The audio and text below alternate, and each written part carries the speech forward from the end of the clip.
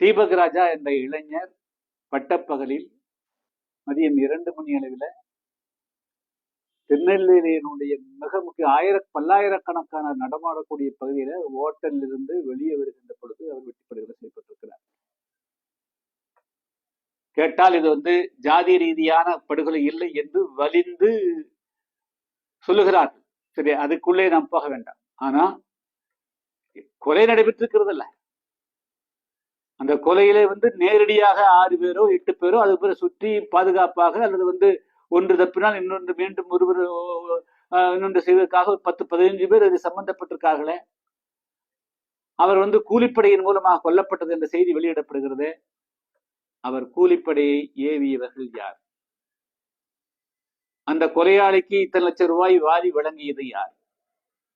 அவர் எதற்காக இந்த ஏவ வேண்டும்? இதனுடைய பின்னணி எல்லாம் என்பது காவல்துறை கண்டுபிடிக்கணும்ல. வெறும் கூலிப்படை இது ஜாதிய ரீதியாக படுகொலை என்று சொன்னால் மட்டும் போதுமா? நாம் என்ன சொல்றோம்? ஒரே சாதிக்குள் படுகொலை செய்து கொண்டாலும், இன்னொரு சாதி மோதிக்கொண்டாலும், இன்னொரு மதம் மோதிக்கொண்டாலும் எல்லாமே தவறு என்ற அடிப்படையில் தான் பார்க்கிறோம்.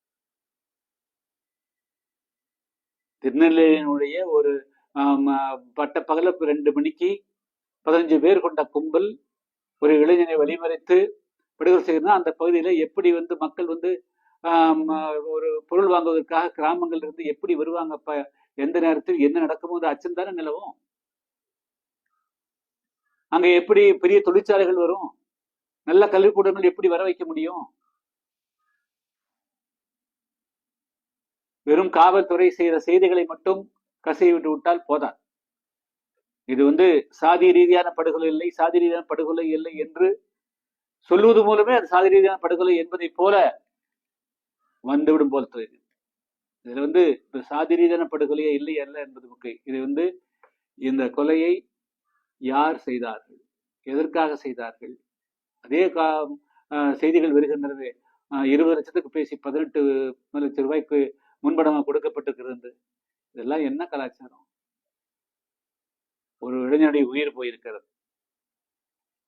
3 பேரோ 4 பேரோ கைது செய்திருக்கிறார்கள். அது அத்தனை பேரும் உண்மையான குற்றவாளியா இல்லையா? அப்ப படித்த இளைஞர்கள் வெறும் சில 1000 ரூபாய்க்கு கொலைக்கு போகக்கூடிய அளவிற்கு இதுக்குத்தானா கல்விக்கூடங்கள் இருக்குது? இதுதானா ஒரு நல்ல சமுதாயத்தை வடிவமைப்பது? இப்படித்தானா தமிழ் சமுதாயம் கட்டியமைக்கப்பட வேண்டும்? எப்படி தென் தமிழகத்துல ஒரு தொழிற்சாலை கொண்டு வர முடியும்? எனவே காவல்துறை இது வெறும் சட்ட ஒழுங்கு மட்டும் பார்த்து கொண்டு இந்த வழக்கு இது ஏதோ ஒரு வழக்கு என்று நீங்க பார்க்காம கடந்த ஒரு வருஷத்துக்குள்ள 400க்கும் மேற்பட்ட படுகொலைகள் எப்படி நடந்தது? அப்போ ஏதோ ஒன்று அங்கு காவல்துறை கண்டுபிடிக்க முடியாத அல்லது காவல்துறை கண்டுகொள்ளாத ஒரு பிரச்சனை இருக்குன்னு தெரியுது.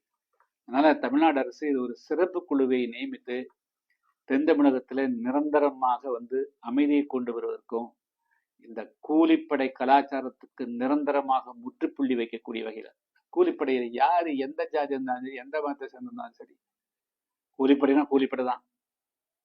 அது ஈவிரக்கம் காட்ட வேண்டிய அவசியமே கிடையாது. கூலிப்படை காவலர்கள் ஜீப்ல கூட்டிட்டு போற போதே கொள்றான். அப்படித்தானே பழனி என்ற ஒருவன் ஒரு 5-6 வருடங்களுக்கு கொண்டாங்க. சிறைக்குள் எப்படி மரணம் நடக்குது?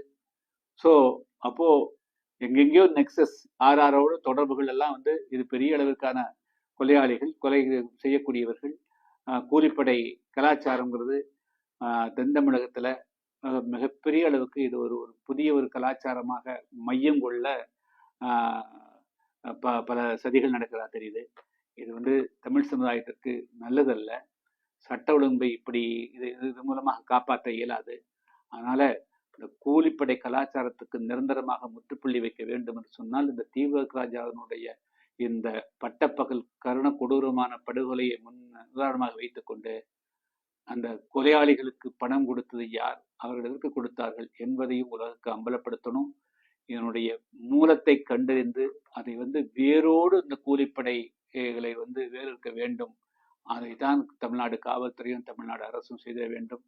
தேவைப்பட்டால் என்ஐஏ போன்ற ஒரு புலனாய்வு அமைப்புகள் கூட இதில் வந்து தலையிட வேண்டும். இதை வந்து வெறுமனே சாதிய மோதல் என்று ஒதுக்கி விடாமல் எப்படி வந்து தீவிரவாத அமைப்புகளை என்ஐஏ போன்ற தேசிய புலனாய்வு மையம் ஆய்வு செய்கிறதோ அதுபோல என்ஐஏ இடத்துல கூட இந்த பிரச்சனையை வந்து தமிழ்நாடு அரசு கையாள முடியவில்லை என்றால் இது என்ஐஏ இடத்துல ஒப்படைக்க வேண்டும்.